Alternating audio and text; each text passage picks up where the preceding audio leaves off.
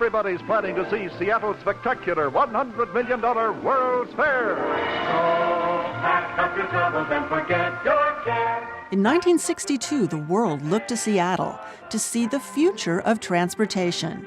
Rocket cars, bubbleators, sky buckets, and monorails.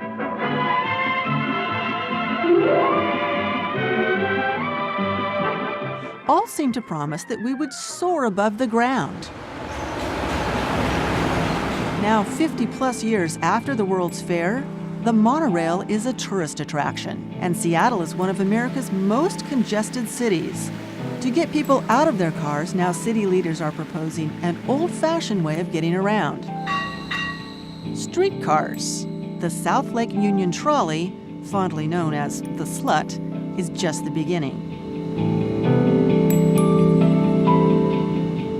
We'll be opening another line in Seattle later this year. If all goes as Seattle streetcar manager Ethan Malone hopes, our city will have 3 streetcar lines: South Lake Union, First Hill, and a city center line on First Avenue downtown.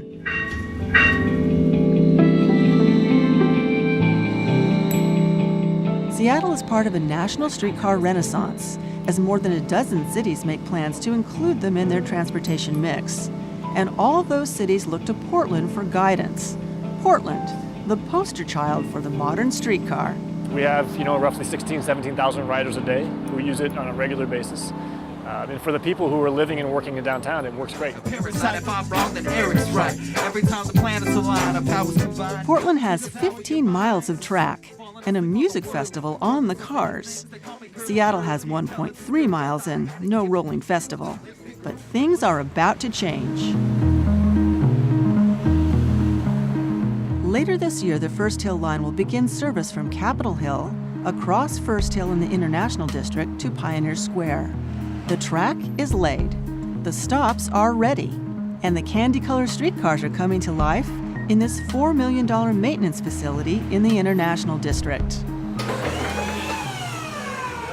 It's only 14 inches off the ground. It's just a step up. That is a lot easier than getting onto the bus. Streetcars were designed by a firm in the Czech Republic called Inicon, and we are a contractor to Inicon. We're their assembler for streetcars for the United States.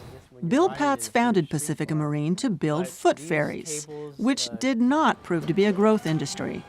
Pacifica and the union jobs it supports were rescued by rail.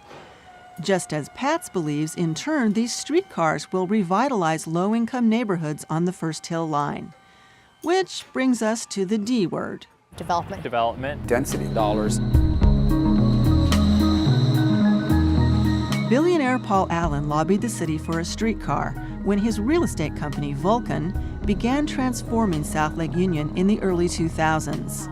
Vulcan's Lori Mason Curran believes the streetcar is one reason that South Lake Union's unofficial bird is still the construction crane.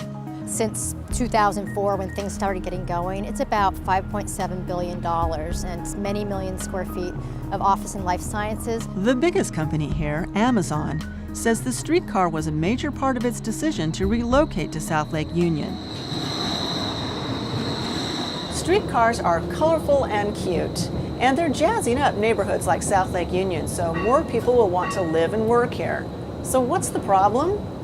Critics say streetcars are expensive toys for developers, not viable transportation for the rest of us. The money that we would pour and are pouring into just the planning to extend streetcars is money we desperately need to address sidewalk, road and bridge repairs, and especially our bus service.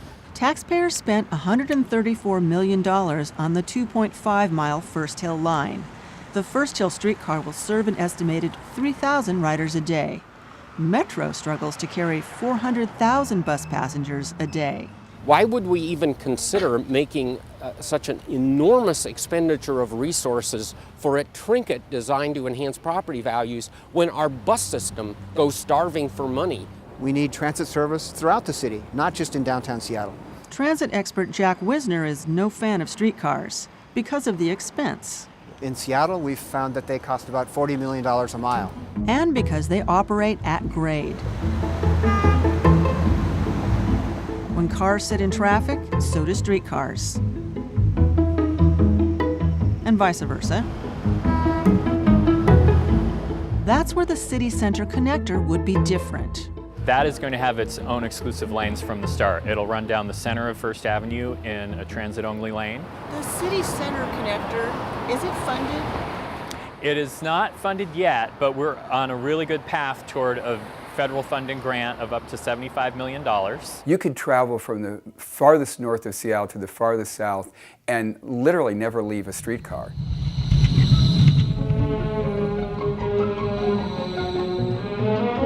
Leonard Garfield is talking about getting around by streetcar, not in 2015, in 1915. If you live in a Seattle neighborhood, MoHi's director says it exists because of streetcars. So First Hill, Capitol Hill, Wallingford, Green Lake, Fremont, Ballard, all of them really became accessible because in the early 20th century we ran streetcars out to those neighborhoods and realtors had a heyday. Streetcars ruled the road for decades. Then along came the competition. Put it all together and you have got the car of the year that is genuine hot. When the rubber hit the road, Seattle unceremoniously burned its streetcars.